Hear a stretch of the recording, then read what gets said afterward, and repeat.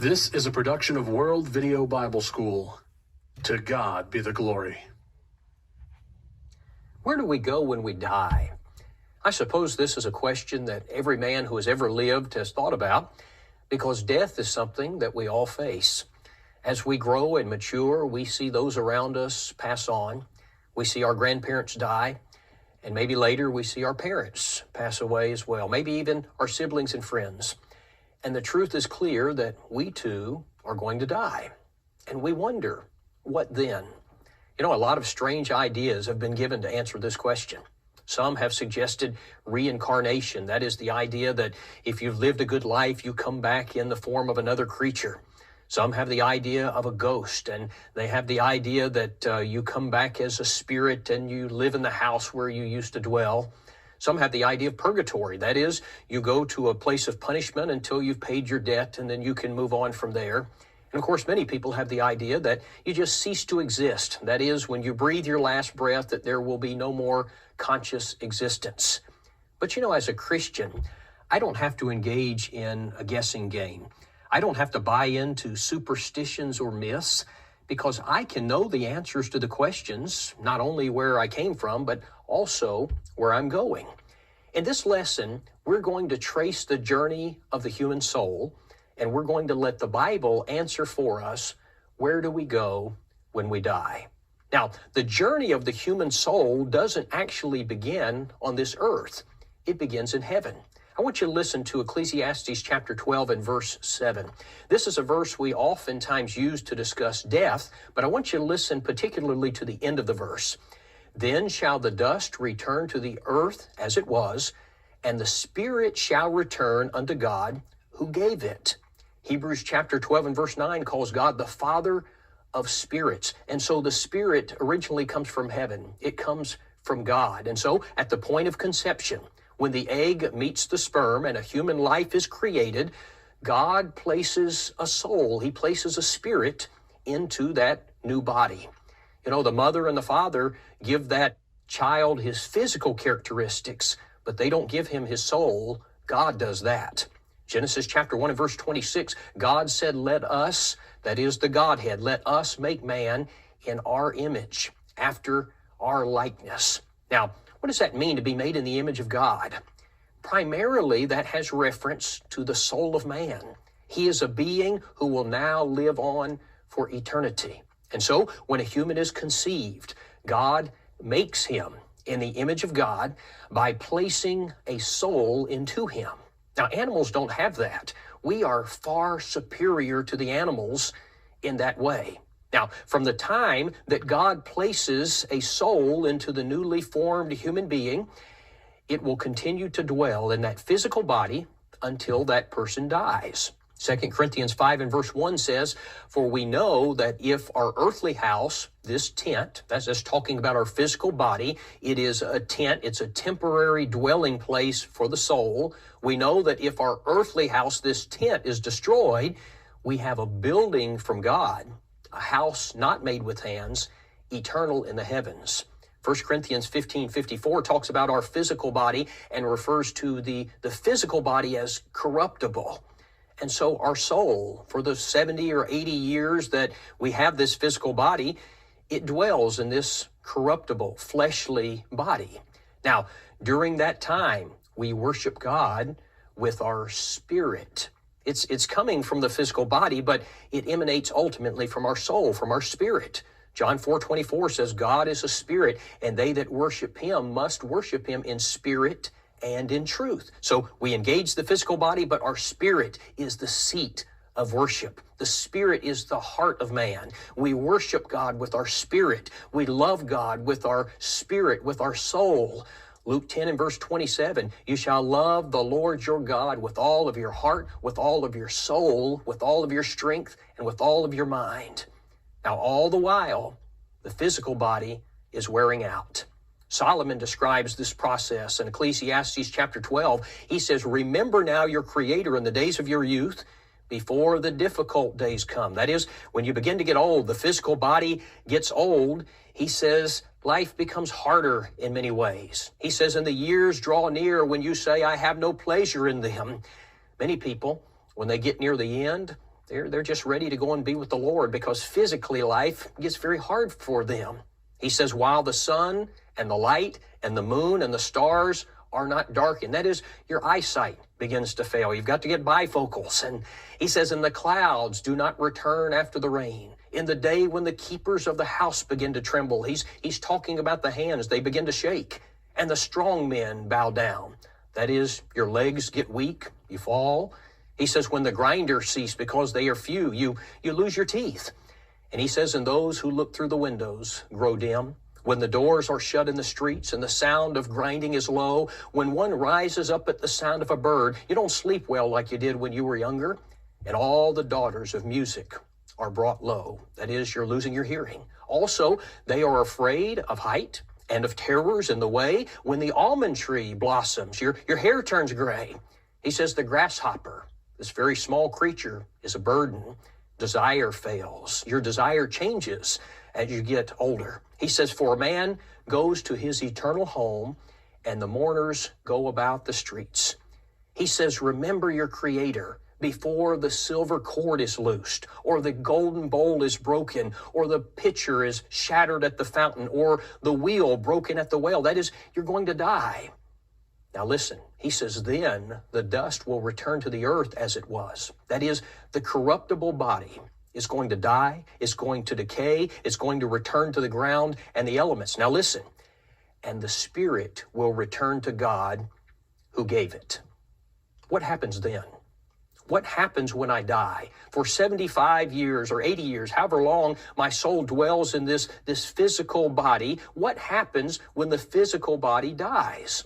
Psalm 90 and verse 10 says, the days of our lives are 70 years, and if by reason of strength they are 80 years, yet their boast is only labor and sorrow, for it is soon cut off. Now listen, and we fly away. We fly away. Isn't that fascinating language? Genesis 35:18 describes the death of Rachel, and it uses this language, and it came to pass as her soul was departing. James 2:26 says, the body without the spirit is dead. The body without the spirit. That's very fascinating. And so when I die, my soul leaves this old corruptible body. But where does it go? You know, on the day of resurrection, we know that we're going to get a new body. We're going to get an incorruptible body. But what about in the meantime? I want you to listen to this description in 2 Corinthians chapter 5 and verse 1.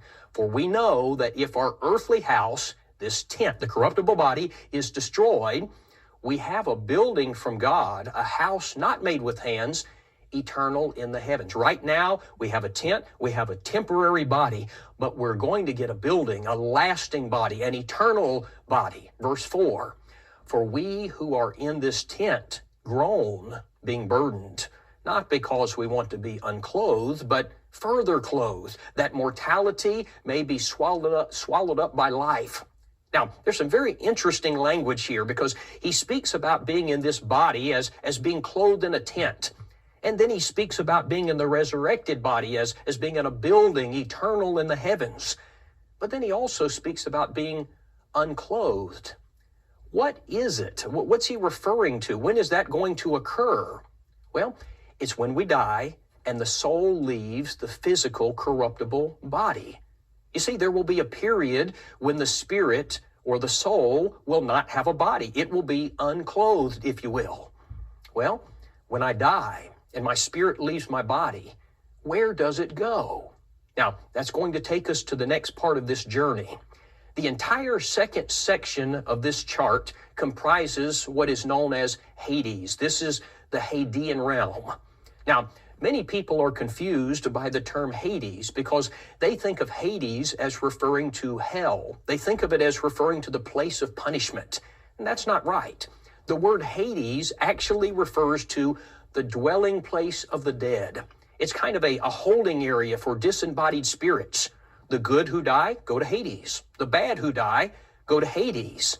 I think part of the reason why we're confused about this is because the King James Version translates the Greek word for Hades as hell, and that confuses us. In the original language, there are two different words. There are different words. There's one word for Hades and one word for Gehenna. Now, Hades is the dwelling place of the dead. Gehenna is hell. But the King James translates both words as hell. In Matthew 16:18, when Jesus promised to build his church and he said the gates of hell would not prevail against it, this is not hell. This is the word for Hades. It means that death would not prevent, death would not stop his kingdom. Now, if you don't understand the distinction in these words, you're going to get very confused. Now, incidentally, just as a side note, the Old Testament word for Hades, the Hebrew word for Hades, is the word Sheol. Sheol and Hades refer to the same place.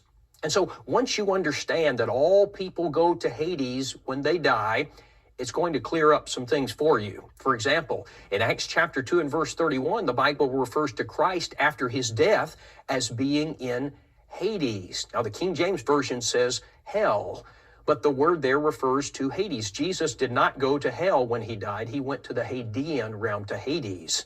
But Luke 23:43, as Christ was about to die, he said he was going to go to paradise. Now, when you understand that paradise is in Hades, it all makes perfect sense because paradise is a compartment of Hades. In Hades, there is a place where the righteous go, and there is a place where the wicked go. They're all awaiting the day of judgment. Now, the best description that we have in the Bible of Hades is in Luke chapter 16. It describes both compartments. Now, I want us to read it together. Let's look at it together, and then we'll discuss it. Luke chapter 16, beginning in verse 19, the Bible says, "There was a certain rich man who was clothed in purple and fine linen and fared sumptuously every day. But there was a certain beggar named Lazarus, full of sores, who was laid at his gate, desiring to be fed with the crumbs which fell from the rich man's table. Moreover, the dogs came and licked his sores. So it was that the beggar died and was carried by the angels to Abraham's bosom. The rich man also died and was buried, and being in torments in Hades." Now, the King James uses the word hell. It says that he was in hell, but that's not right. The New King James correctly says that he was in Hades. Being in Hades, he lifted up his eyes, and he saw Abraham afar off and Lazarus in his bosom. And then he cried, "Father Abraham, have mercy on me, and send Lazarus that he may dip the tip of his finger in water and cool my tongue, for I am tormented in this flame." But Abraham said, "Son, remember that in your lifetime you received your good things, and likewise Lazarus evil things. But now he is comforted and you are tormented. And besides all of this, between us and you there is a great gulf fixed, so that those who want to pass from here to you cannot, nor can those from there pass to us." Now, I want us first to look at this place where Lazarus was taken.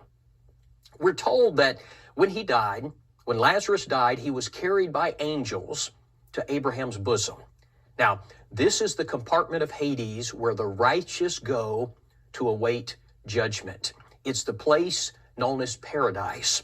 This is the same place that Christ promised the thief on the cross that he would go. Remember, he said in Luke 23:43, "Assuredly I say to you that you will be with me in paradise." In Luke 16:25, the Bible tells us that in this place, the righteous are comforted.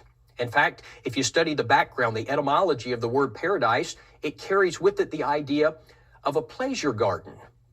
Now, the opposite compartment of Hades is where the rich man went. This place is a place of torment. Now, this section of Hades is called Tartarus in the original Greek. Peter uses this word in 2 Peter 2 and verse 4 when he said, "For if God spared not the angels that sinned, but cast them down to Tartarus and delivered them into chains of darkness to be reserved unto judgment." They are waiting for the judgment day. Now, this place is described for us in Luke 16, verses 22 and 23, this way. Verse 22 says, "The rich man also died and was buried." Verse 23, listen to this, "And in hell," the King James says hell, the word is Hades, "and in Hades he lift up his eyes, being in torments." Now, normally when I teach on this subject, I would spend some time here talking about the misery and the suffering of this place. And we could spend an entire lesson just on that subject. But for now, let's briefly observe that this rich man in torment is burning in fire. He is crying out for mercy. He's begging for mercy. He believes that a mere drop of water would bring him at least a moment's relief. And I want you to appreciate with me that every person from the beginning of this world until now, every person who has died lost in the eyes of God is in this place. Many of them have been there for thousands of years, many just for minutes, some for seconds. But they're there and they're suffering. Now, another observation that I want us to notice is the fact that there is consciousness in the Hadean realm.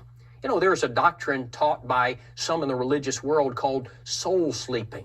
And soul sleeping suggests that when a person dies, that he goes into a state of unconsciousness and he ceases to be aware. But this passage, as well as others, teach us that after death, men are very much aware of what's going on. The rich man's crying in pain. Lazarus is comforted. You know, Psalm 116 and verse 15 says, "Precious in the sight of the Lord is the death of his saints." Friends, I don't believe that refers to them slipping into a state of unconsciousness. That doesn't make any sense to me. You know, I taught on this subject on one occasion, and a gentleman came to me afterwards and he said, "Don, that was a great lesson."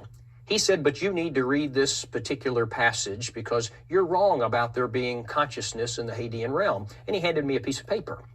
Well, I unfolded it and I looked at it. It was Ecclesiastes chapter 9 and verse 5, where the Bible says, "The dead know not anything." The dead know not anything. But you know, he was misinterpreting that verse because he was pulling it out of context. In fact, if you will look at the next verse in Ecclesiastes chapter 9, verse number 6 uses that phrase again, "under the sun." Again, it's used in verse 3, it's used in verse 9, it's used in verse 13.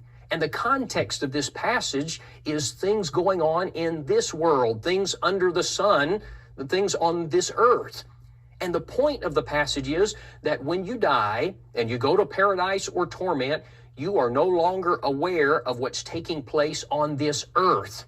Now, to prove that, in 2 Chronicles chapter 34, King Josiah was told by God that God was going to bring punishment upon Jerusalem for their sins, but that he was going to die and he was not going to see it happen. Now, I want you to listen to the language in verse number 28. He said, "Surely I will gather you unto your fathers." That is, you're going to die. "You shall be gathered to your grave in peace, and your eyes shall not see all the calamity that I will bring on this place and its inhabitants." Now, what's the point? He will have died. He will have gone to the Hadean realm, so he was not going to see what was going to take place on this earth. The dead know not anything with regard to what's going on back here. Now, one final thing that I want you to notice about the Hadean realm. You notice that on the chart, that between paradise and torment, there's a green line, and it has the words Great Gulf. That's because Luke 16:26 says that there is a divide. There is a great gulf fixed so that no one can pass from one side to the other. Once you are in paradise, you are there to stay until the day of judgment. Once you are there in torment, you are there to stay until the day of judgment. And so that means every person who has ever died unfaithful in the eyes of God is still there. Many have been there for thousands of years, some for minutes, some for seconds, but I think about them crying, "I am tormented in this flame." But it doesn't end. Now, that takes us to the next section of this chart, which is the resurrection day. The resurrection day is what we typically call the judgment day. The Bible calls this day the day of the Lord. Peter says, "But the day of the Lord will come as a thief in the night," 2 Peter 3:10. Now, what is going to happen on that day, the day of judgment, to the souls who are in Hades, who are in paradise or torment? What's going to happen to them? On that day, the Hadean realm is going to give up all of the souls that it contains, and it will cease to exist. Also on that day, the earth is going to give up the bodies. John 5:28 and 29, Jesus said, "For the hour is coming in which all that are in the graves will hear his voice and will come forth, those that have done good to the resurrection of life, those that have done evil to the resurrection of condemnation or damnation. And then the souls, the spirits that have come from Hades will be reunited with the bodies that have been resurrected on the earth. But with this new union, the new body is going to be different. The resurrected body is not going to be like the physical body that we have now. The resurrected body will not be made of the same particles that were put in the grave. The resurrected body will be a different material, if you want to use that term. You know, sometimes people will express concern about having their bodies cremated because they think that's going to pose a problem at the resurrection. But the resurrected body is not going to be made up of the same elements that we have on this earth. How do I know that? 1 Corinthians 15:50 says, flesh and blood cannot inherit the kingdom of God. The resurrected body will not be a flesh and blood body. Listen to this from verse 44 of 1 Corinthians 15. The body, that is the physical body, is sown in corruption. It, the resurrected body, is raised in incorruption. It is sown in dishonor. It is raised in glory. It is sown in weakness. It is raised in power. It is sown a natural body. It is raised a spiritual body. There is a natural body. There is a spiritual body. Now, let's break this down, what we've just read. It says the resurrected body will be incorruptible. You see, our current bodies they're subject to death. They get old, they wear out, but the new body, it won't wear out. Secondly, the resurrected body will be a glorious body. Our present bodies have many things associated with them that are not glorious. They're low and vile. The new body will be a thing of beauty and joy and purity. Thirdly, the resurrected body, he says, will be raised in power. You know, our present bodies get tired. They're inherently weak. The resurrected body will have unfailing vigor. It will be capable of unwearying activity. The resurrected body will be a spiritual one. You know, our present bodies are natural, he says. The resurrected body will be designed for spirit life as opposed to physical, fleshly life. So the day of judgment is going to be a resurrection day. It's the day that Hades will be destroyed. It's the day that we will get our resurrected, new, incorruptible, spiritual bodies. Now, with that in mind, listen to 1 Corinthians 15, 54 and 55. So when this corruptible has put on incorruption, and this mortal has put on immortality, then shall be brought to pass the saying that is written, death is swallowed up in victory. O death, where is your sting? O Hades, where is your victory? Death and Hades will be overcome on that day. In other words, the physical grave and the temporary abode of the dead, the Hadean realm, will both come to an end on the day of judgment. You say, well, what about those of us who are still living when the judgment day comes? 1 Corinthians 15:52 says, in a moment, in the twinkling of an eye, at the last trump, the dead shall be raised incorruptible, and we shall be changed. And so the living also will be changed into an incorruptible body. And then we'll be gathered before the throne of God. After both the good and the bad have received a resurrected body, we will stand before the throne of Christ, and we will be judged. Matthew 25 and verse 32 says, and the nations will be gathered before him, and he shall separate them one from another, as a shepherd divides his sheep from the goats. And all humanity, friends, all humanity will be there. On that day, the rich man and Lazarus will stand before God to receive their eternal judgment. Abraham, Isaac, and Jacob will be there. Ahab, Jezebel, and Judas will be there. Romans 14:12 says, so then every one of us shall give an account of himself to God. 2 Corinthians 5:10 says, for we must all appear before the judgment seat of Christ, that every one may receive the things done in his body according to that which he hath done, whether it be good or bad.